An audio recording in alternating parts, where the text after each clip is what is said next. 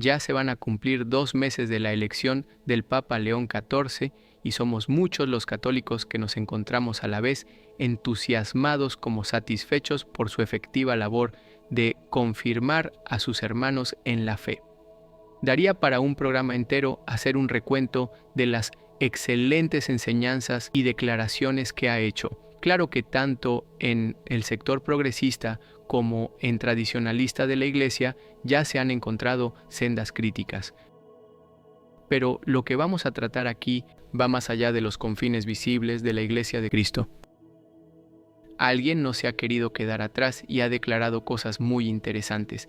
César Vidal, intelectual con una formación diversa y una amplia trayectoria en diversos campos, ex católico, luego testigo de Jehová y ahora un ferviente protestante anticatólico.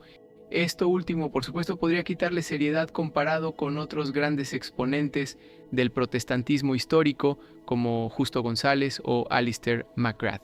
Y es que es un hecho como, a pesar de su doctorado en Historia por la Universidad Nacional de Educación a Distancia, ha hecho gala pública de su ignorancia, por ejemplo, insinuando que el santo peruano Martín de Porres no tuvo ninguna educación, cuando en realidad este mulato, que sabía leer y escribir, estudió cirugía, o cuando afirmó que las grandes universidades como Harvard o Yale, fundadas por gente inspirada por la Reforma, se destinaron a gente de toda clase social, cosa totalmente falsa y contraria a la realidad, porque en realidad estuvieron únicamente destinadas a formar ministros protestantes, educadores o políticos. Estos y muchos más ejemplos los ha recopilado el canal Brigada Antifraude en su serie de videos titulada El supremacismo protestante de César Vidal, a la que el mismo doctor le puso una denuncia que luego perdió y después de un tiempo, habiendo sido liberada, hoy puede ser vista por quien quiera. Ahora bien, ni una semana después de la elección del nuevo pontífice, un periodista anticatólico peruano, Fabricio Escajadillo, lo entrevistó en su programa para compartir más de su erudición, ahora respecto a este papa y poco más sobre la misma historia y doctrina del papado. El primer comentario, entusiasta como tenía que ser, fue sobre la reducción de cifras de los fieles católicos en España, calificando esta reducción de espectacular. Es que, ¿acaso cree que todos estos excatólicos se fueron a su denominación particular? ¿O se alegrará de saber que muchos de estos posiblemente se hicieron ateos? No leemos conciencias, pero ciertamente el odio contra el catolicismo puede nublar el intelecto. Vidal, colocándose primero como un gran conocedor, que seguramente lo es, habló de la familiaridad que ya tenía con el cardenal Prevost, por estar en un listado de supuestos encubridores y defensores de abusadores sexuales. El periodista Agustín Sosa demostró que Prevost no encubrió abusos de la Iglesia en la diócesis de Chiclayo, por ejemplo, sino que elevó estas denuncias a la curia romana. Sumado a eso, León XIV fue una pieza de apoyo en el corte de abusos de varios tipos en el sodalicio. No hace mucho, el pastor Anthony Lastra, a quien el anfitrión Escajadillo considera un hermano, a no ser que vea en él un signo de corrupción, salió, si bien no a defender al Papa, conocido suyo durante su estancia en Perú, sí a llamar a la prudencia sobre estos temas delicados cuando no se tiene pruebas, denunciando la moral de levantar acusaciones sin objetividad como algo que no viene de Dios y que le deseaba al Papa seguir siendo como cuando estuvo en el Perú, pro familia y pro vida. ¿Le reconocerá Escajadillo su sincera objetividad a Lastra? ¿O le retirará su título de hermano y creerá ciegamente en el sincerísimo Vidal, a quien dice no idolatrar porque faltaría tener una estampita de él y prenderle velas? Si fuera todo esto un secreto que Roma oculta, como pone en el título de su video, ¿por qué lo que dice Vidal aquí no solo no es nada original, sino que salieron cientos de publicaciones diciendo lo mismo varios días atrás? Vidal pretende también en esta entrevista ser un conocedor del derecho canónico al cual insinúa Prevost debía someterse en su momento, aduciendo que según la ley no pudo haber sido puesto como prefecto para los obispos por no ser un arzobispo, pues nuevamente son solo palabras ignorantes. Siendo solo un obispo, como dice Vidal, Francisco pudo haberlo nombrado sin problema. En primer lugar, porque el Papa no está sometido al derecho canónico. En segundo lugar, porque el derecho canónico no habla jamás de quién puede ser prefecto. Eso se establece en un artículo de la Constitución Apostólica Praedicate Evangelium. Y tercero, tampoco se dice que los promovidos deban ser arzobispos ni nada. Podemos poner el ejemplo del cardenal Müller, que fue nombrado prefecto de la doctrina de la fe 2 años antes de ser creado cardenal. Incluso tenemos 2 prefectos no ordenados en otros dicasterios. A esta charlatanería le suma Vidal el decir que Francisco hizo cardenal a Prevost porque, como había bastantes protestas contra su prefectura, simplemente falso y torpe. Muchísima más seriedad encontramos en el recomendado documental El León del Perú que sacó el mismo Vaticano. Se detiene luego Vidal a hacer una observación racial del cardenal Prevost, afirmando por supuesto con la asunción de conocer las conciencias de los demás cardenales que lo escogieron por su ascendencia europea, blanca, que no podía ser indio ni negro. ¿Acaso distinciones que hacían los predestinados puritanos cuando masacraron indios en América del Norte? ¿Proyecciones? No me atrevo a señalar. Y vuelve a leer las mentes cardenalicias diciendo que su preocupación era: queremos conservar una Hispanoamérica en la que hemos ido perdiendo terreno. Algo ridículo.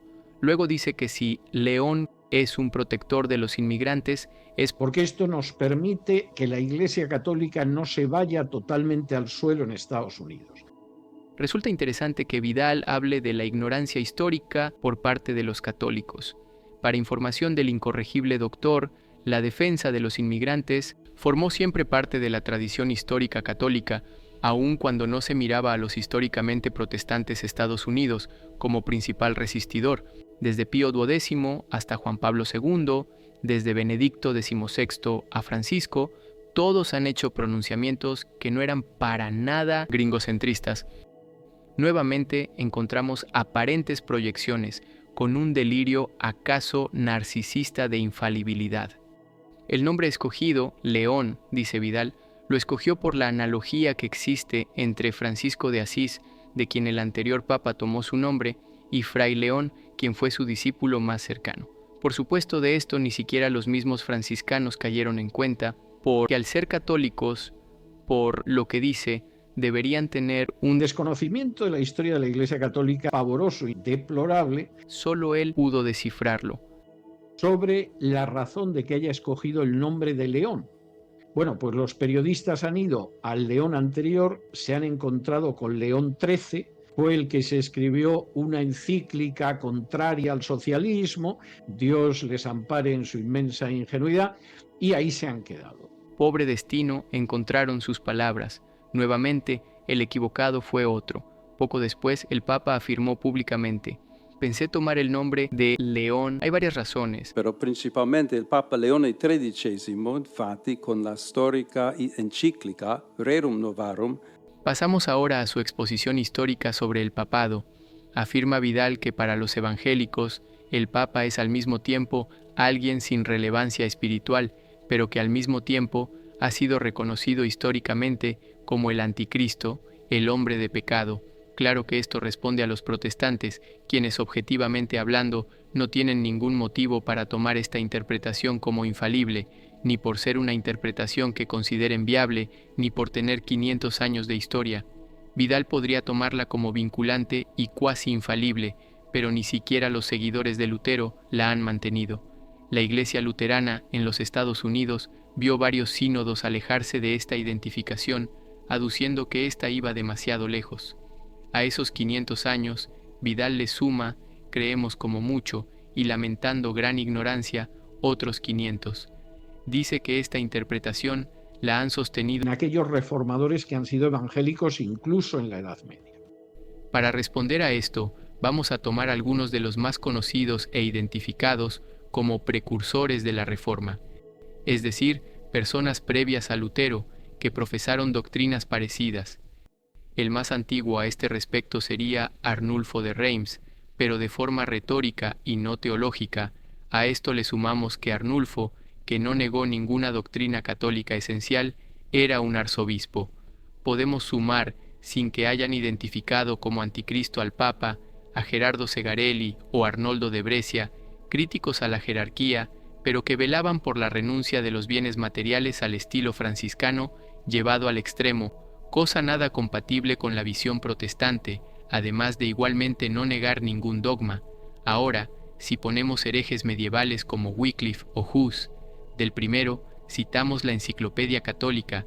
La doctrina de la justificación por la fe no se da en el sistema de Wycliffe. Sobre el segundo, que si llamó anticristo al romano pontífice, de la Enciclopedia de Religión Godbey, citamos: no era, estrictamente hablando, un defensor preluterano de sola escritura. Tampoco fue un defensor de sola fide, justificación solo por la fe. Destacó, con raras excepciones, la necesidad de buenas obras para la salvación en el sentido de fide caritate formata, fe formada por el amor. Creía en la transubstanciación más que en la doctrina de la remanencia. Demos una oportunidad a los valdenses. Su especie de líder prelado, al que llamaban el perfecto, estaba ligado por un voto de pobreza y de castidad. Los perfectos se dividían en 3 clases: obispos, sacerdotes y diáconos. El sacerdote predicaba y tenía facultades limitadas para oír confesiones. En su consagración, así como en la ordenación de los miembros del clero, el principal elemento era la imposición de manos, aunque la recitación del Padre Nuestro era también importante para ellos. ¿Considera Vidal a los mencionados evangélicos? Para mayor información, recomendamos el excelente artículo del catedrático oxfordiano Alistair E. McGrath, titulado Precursores de la Reforma, un examen crítico de la evidencia de los precursores de las doctrinas de la justificación de la Reforma. Allí, McGrath enfatiza que ningún teólogo medieval anticipó plenamente las características distintivas de las doctrinas protestantes de la justificación, como la declaración forense de justicia, la distinción entre justificación y regeneración, y la imputación de la justicia de Cristo. Como se ve, ese desde antes de la Reforma, de la que habla Vidal, no es para nada cierto que siempre se ha identificado al Papa como el anticristo, salvo marginales grupúsculos heréticos que ni siquiera cumplen con las características que César llamaría evangélicas. Llegando al siglo VI, se da la caída del Imperio Romano de Occidente, y ciertamente el papado sirvió de refugio para los romanos. Según el doctor Vidal, es aquí cuando el Papa empieza a adoptar el título de sumo pontífice. Más ignorancia. En la antigüedad, en cuanto al título Pontifex Maximus, Tertuliano, a mediados del siglo II, usa esta expresión para referirse al Papa Calixto. Estos términos también tuvieron un uso menos restringido en el pasado. Summus Pontifex se usaba para referirse al obispo de una sede notable en relación con otras de menor importancia. Hilario de Arles es denominado así por el siglo V. Fue más adelante y gradualmente que el Papa fue tomando este término como exclusivo, muy aparte de la caída del imperio. La típica dicotomía forzada anticatólica la refuerza Vidal cuando dice que el Papa, al llamarse sumo pontífice, pretende ponerse en el lugar de Cristo sumo sacerdote.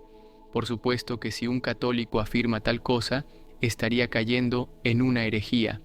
Como expone excelentemente el teólogo Ludwig Ott, el hecho de que el Dios hombre Jesucristo es sumo sacerdote es considerado en la Iglesia un artículo de fe. Yendo a la historia, Summus Pontifex originalmente se usaba en referencia al sumo sacerdote judío, cuyo lugar se consideraba que ocupaban los obispos cristianos ministerialmente en sus respectivas diócesis. Esto se ve en la epístola de Clemente. El mismo Clemente termina derribando la falsa dicotomía cuando llama a Cristo el sumo sacerdote de nuestras ofrendas sacrificiales. Por su parte, San Ignacio de Antioquía dice a propósito del sacerdocio de Cristo: buenos son los sacerdotes de la antigua alianza, pero mejor es el sumo sacerdote a quien se encomienda el Altísimo. San Policarpo llama a Jesucristo el eterno sumo sacerdote. Todo esto quedó más que fijado y fuera de discusión en el concilio de Éfeso, el cual enseña con San Cirilo de Alejandría que el Verbo mismo que brota de Dios se convirtió en nuestro sumo sacerdote cuando se hizo hombre y carne como nosotros. Como se ve, en el catolicismo el sumo sacerdocio designa nominalmente a Cristo en un sentido y a los obispos, no solo el de Roma, en otro sentido, y esto desde los primeros siglos hasta el presente. En el Concilio Vaticano II se hizo la siguiente declaración: en la consagración episcopal se confiere la plenitud del sacramento del orden, llamada, en la práctica litúrgica de la Iglesia y en la enseñanza de los santos padres, sumo sacerdocio, cumbre del ministerio sagrado. Esto mismo está indicado por la costumbre, introducida de antiguo, de llamar a varios obispos para tomar parte en la elevación del nuevo elegido al ministerio del sumo sacerdocio. Lumen Gentium Numerales 21b y 22. Vidal hace otra falsa dicotomía cuando dice que la roca no puede ser Pedro porque es Cristo, como con autoridad para delimitar la interpretación bíblica a su apreciación personal y descartar las otras con un decreto de condena. La Iglesia sostiene una multiplicidad de aplicaciones en la exégesis del pasaje Mateo 16-18, en que 1. Es la confesión de Pedro, en cuanto es la confesión en que se fundamenta toda la Iglesia, Catecismo de la Iglesia Católica, numeral 424. 2. Es la fuerza de esa confesión como afirma el Concilio Vaticano I, que curiosamente trató de modo principal el primado del Papa y la infalibilidad papal. Y 3. Cristo es la roca original, como afirmó León Magno en su tomo enviado al Concilio de Calcedonia. Según el erudito protestante Philip Schaff, León hizo gala sustancial del papado del Vaticano I, aunque de modo rudimentario aún. Ahora bien, el erudito protestante Donald Arthur Carson afirmó, cito, «Si no fuera por las reacciones protestantes contra los extremos de la interpretación católica romana, es dudoso que muchos hubieran considerado que roca se refiere a algo o a alguien distinto de Pedro». Luego dice que la cabeza es Cristo, como si el catolicismo lo negara. Como vemos, todo aquí se trata de lanzar falsas dicotomías y, así sea sin querer, engañar sobre lo que realmente la Iglesia Católica enseña. En la bula Unam Sanctam de Bonifacio VIII, que más adelante Vidal referencia, se afirma que la Iglesia tiene una sola cabeza, es decir, Cristo y el vicario de Cristo, Pedro y su sucesor, puesto que dice el Señor al mismo Pedro, apacienta a mis ovejas. Así Pío XII retoma esta doctrina más por el siglo XIX y afirma que Cristo de ninguna manera podía dejar sin una cabeza visible el cuerpo social de la Iglesia. Pedro, en fuerza del primado, no es sino el vicario de Cristo, por cuanto no existe más que una cabeza primaria de este cuerpo, es decir, Cristo, el cual, sin dejar de regir secretamente por sí mismo a la Iglesia, que después de su gloriosa ascensión a los cielos, se funda no solo en él, sino también en Pedro, como en fundamento visible, la gobierna, además, visiblemente por aquel que en la tierra representa su persona, que Cristo y su vicario constituyen una sola cabeza. La doctrina católica es mucho más rica y certeramente profunda que cualquier caricatura corrompida en sesgos de odio. Afirmar que Cristo es la cabeza de la Iglesia es, pues, una verdad de fide, y como el Concilio de Trento enseña, Cristo Jesús infunde continuamente fuerza a los justificados, como la cabeza a los miembros y la vid a las uvas. Ahora bien, si la obediencia al romano pontífice, decimos, es de necesidad para la salvación, es porque creemos que el primado del Papa participa en la necesidad instrumental para la salvación de la Iglesia visible. Esto es también un dogma que Vidal criticará como anticristiano. Debemos enfatizar que lo creemos en el sentido más evangélico que el Papa Pío expresa más adelante de lo ya dicho.